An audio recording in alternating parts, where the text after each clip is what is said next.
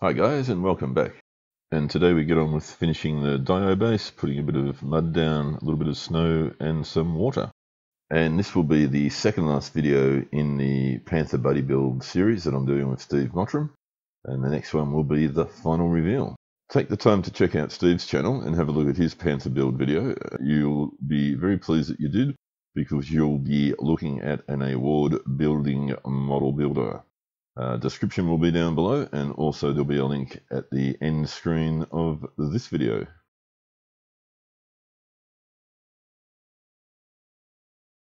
Now, I'd played around with the thought of putting a tree in the front left-hand corner, but I couldn't get my head around exactly what that might look like.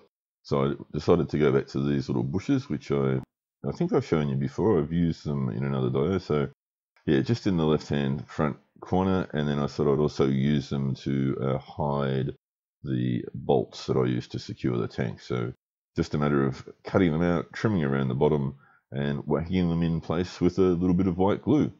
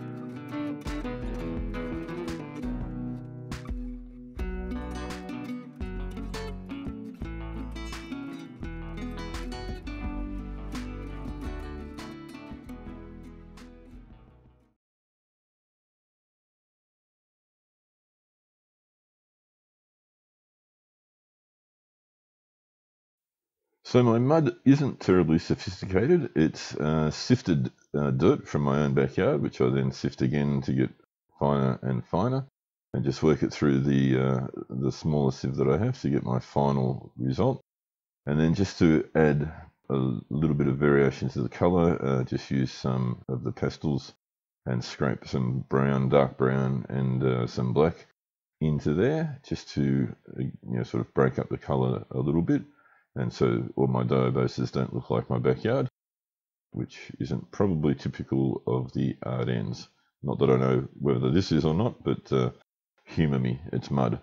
Whack a bit of water in there, whack a little bit of white glue in as well, just so it all holds together nicely.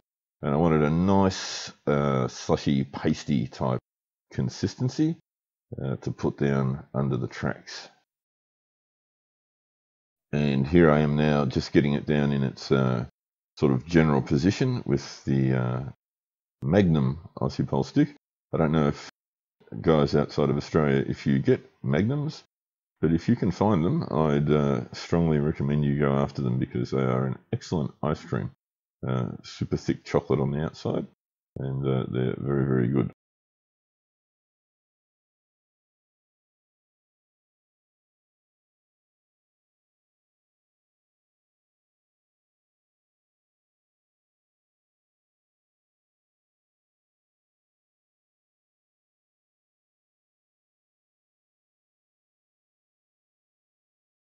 So just lining up the bolts with the holes that I'd pre-drilled in the bottom of the hull, making sure that's on. And the reason I do this, and the reason I particularly wanted to do it for this one, was so I could really screw the tank down into the base and get the tracks pushing through that layer of mud. So hopefully it would squish up out the sides and look a little bit authentic. A little bit tricky to get the bolts back on in this one, and this is the out of the box one, so the Tamiya one straight out of the box. and I drilled the holes a little bit wide and on an angle.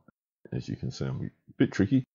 But anyway, it all works out, so just watch what happens as I play around with the mud and just muck around in general, and I'll come back in a little while.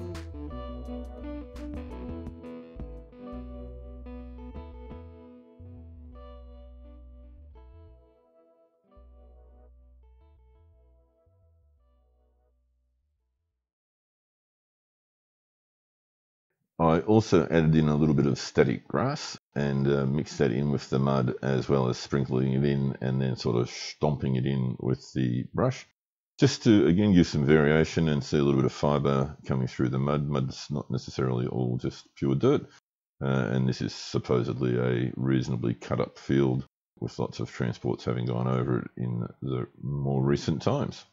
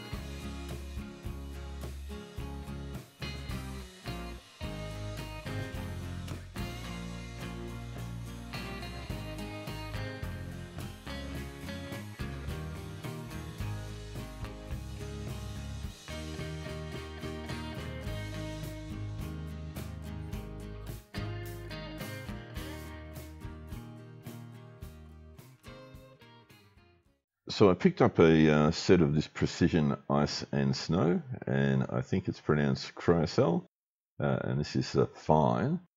And it comes with a fixative, which I just sprayed on with the airbrush. It's like water, really. It's very thin, goes through easily.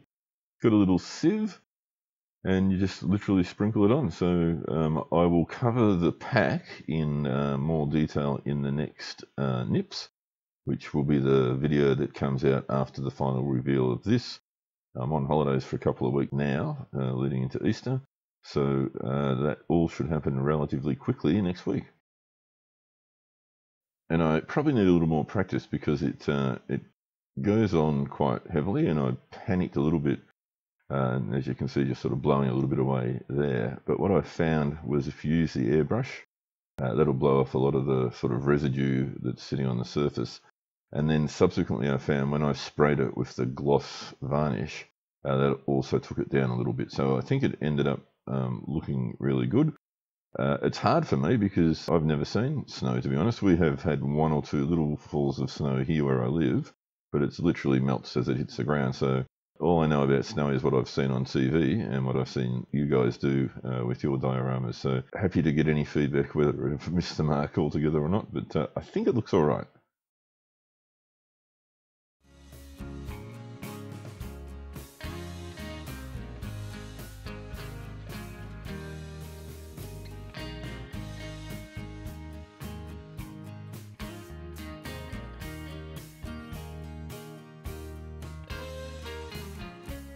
And to do the water effects, I use the Easy Cast Clear.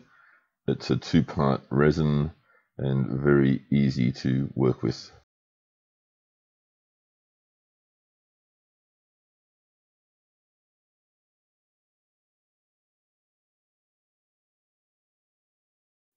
And just mix the 2 parts together in a slightly larger container.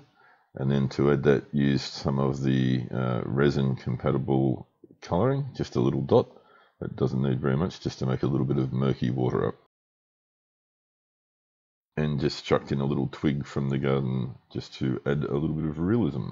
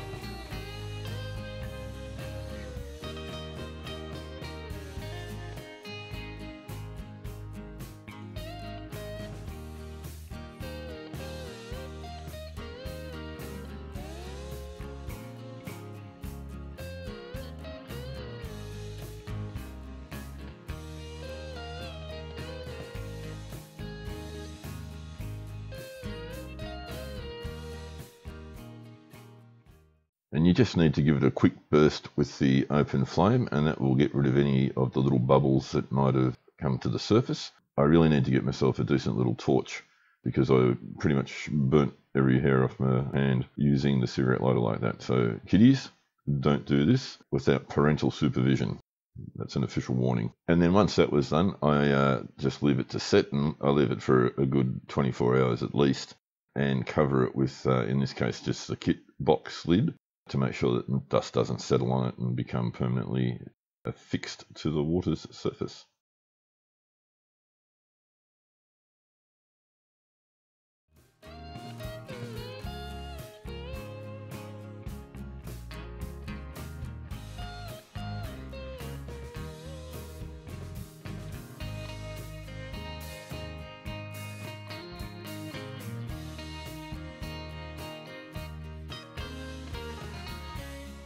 And then I just splashed a little bit of the ice and snow wash around in a few places because it's sort of morning, light fall of snow, a little bit of ice is formed, that's melting a little bit in places as well. It's all a bit wet and shiny, so really just experimenting with this, but I think it looks pretty good.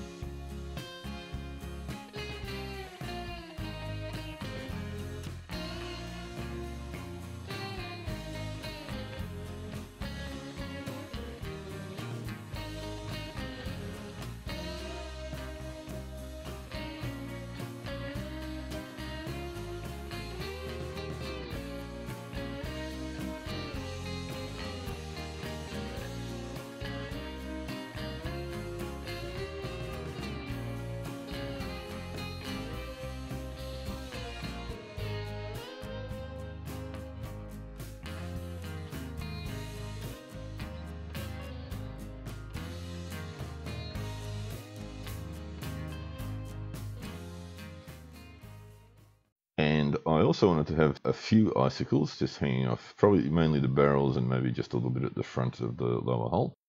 And use the hot glue gun to do that, and just sort of glued to the bottom of some skewers and then just dragged it down a little bit. And then let that set and then cut off, and avoided hopefully the large majority of the big lump that was at the attachment point to the skewer. And just then stuck them onto the tank in a few spots with a little bit of super glue.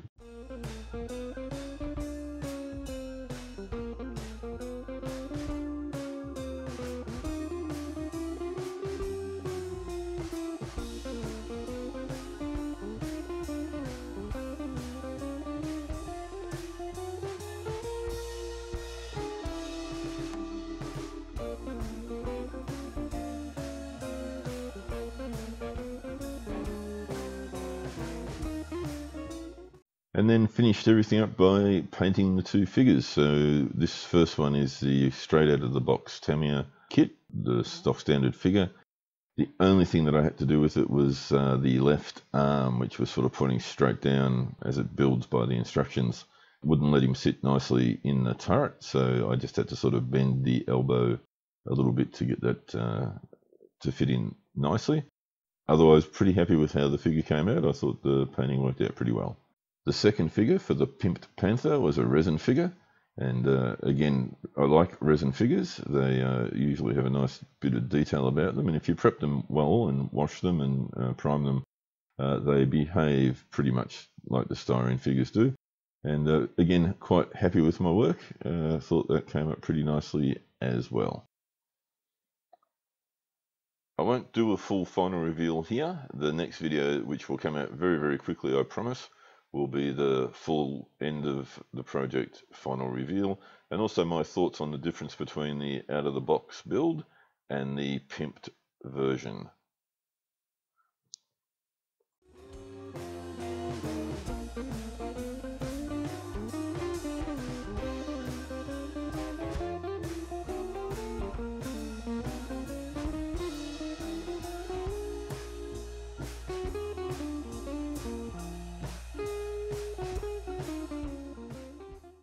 And that's it. So thanks for watching. Like if you liked, and sub if you're not already subbed, so you don't miss out on any new videos. And as always, guys, really look forward to your comments, and we'll answer them all. Take care, and I will catch you on the next one, which will be the final reveal.